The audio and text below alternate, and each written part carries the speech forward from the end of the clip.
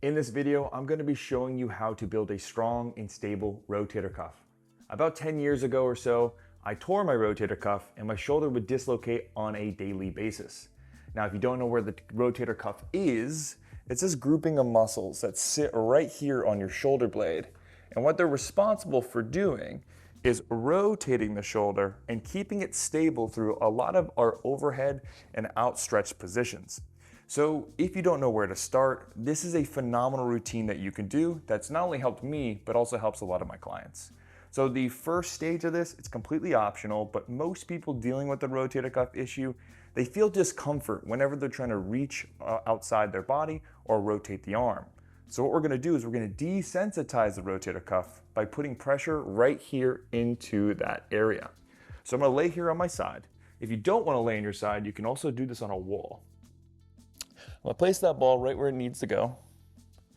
And from this position, I'm just gonna find a nice tender spot, almost like a trigger point, what people would call.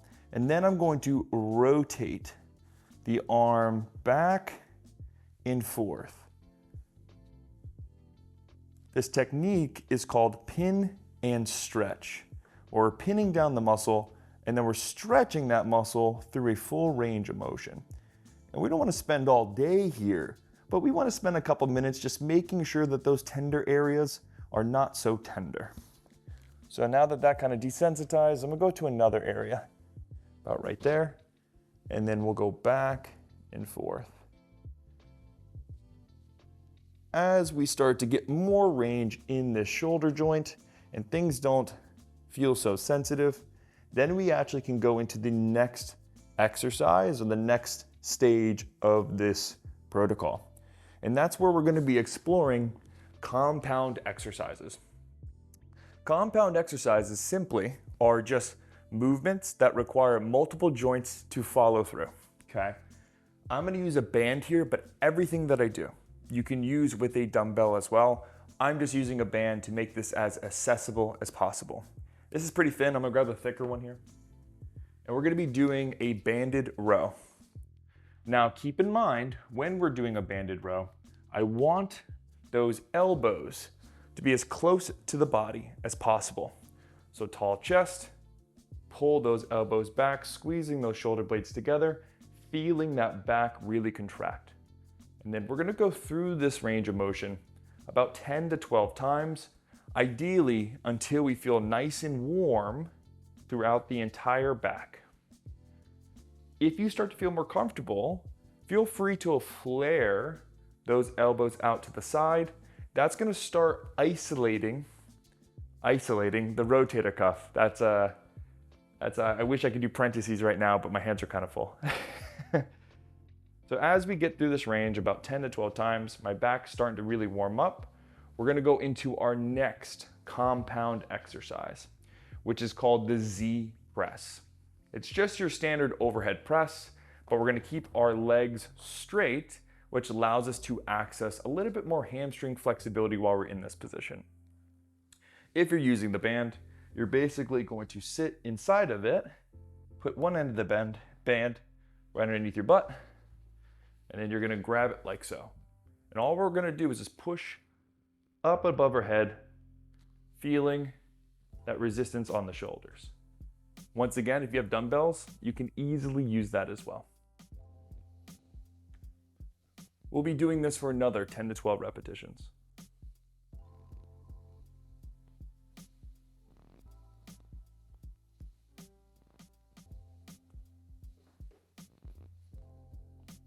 One more. Perfect. Now that we have not only challenged all the supporting musculature around the rotator cuff, but we also challenged the rotator cuff and made sure it's warmed up, now we actually can train it head on. And that's where we're gonna start exploring one of my favorite movements called the banded face pull. With the banded face pull, you definitely wanna start pretty light. Most people rotator cuffs are pretty deconditioned and undertrained, so less is more when it comes to this particular exercise. We're gonna wrap around the foot just like we would with the banded row, but instead of keeping those elbows nice and tight, we're actually gonna pull our elbows high, where our thumbs are going to go near our ears. Now, if we can get a close up here, I want the elbow to be ahead of the hand. And the reason why we want the elbow to be ahead of the hand here is that's going to make sure that we're really targeting that external rotation of the shoulder. So once again, we're going to be here pulling high, elbows go in front, hands go behind. Right now I feel my rotator cuff firing on all cylinders. And just like all the other exercises, to keep it nice and even, we're going to just do 10 to 12 repetitions so it's easy for you to remember. The reason why I love face pull so much is not only are we using the rotator cuff for what it's designed to be doing, but also the ability to stabilize in this outstretched position is huge. If you're playing pickleball, tennis, or just any regular day activities. I'm feeling a nice burn here.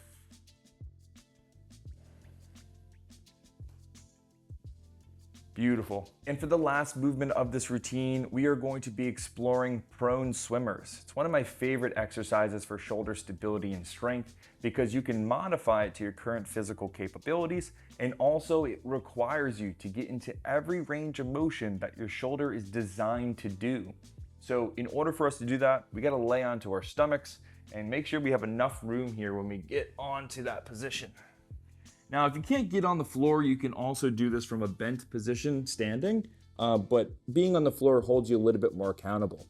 So once we're in this position, back of the hands onto the lower spine, allowing those elbows to sink, and you're going to feel a nice stretch in the front of the shoulder. How we're going to start this motion is we're going to reverse everything we just did. We are going to lift the elbows as high as possible, lift the hands as high as possible, elbows come out, and here's the important part. As we raise towards the head, we are going to rotate the entire arm as a unit as we make our way to the top. Now, two key things that I want you to think about here. This motion should be slow as possible, and we want to lift our hands as high as possible. If you notice the hands drop, that is a clear sign that we are weak in that position. So I'm going to maintain a high position here, and we're going to move back as slow as possible. Now let's say you were unable to get into this position. We could modify this by staying much lower to the ground, which makes it much, much easier.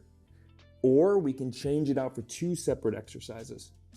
We can do prone corkscrews, where we go forward and back and just work on the rotation. Or we can just do prone lift-offs, where we're here, we lift up, hold, and bring it back down. Either one of these positions are a great setup for the prone swimmer. Now, if you're able to do this routine and you stay consistent with it, you will build a strong and stable shoulder. If you get stronger, use a thicker band, add an additional set, do things that will intensify this in a way that is going to match your current physical capabilities.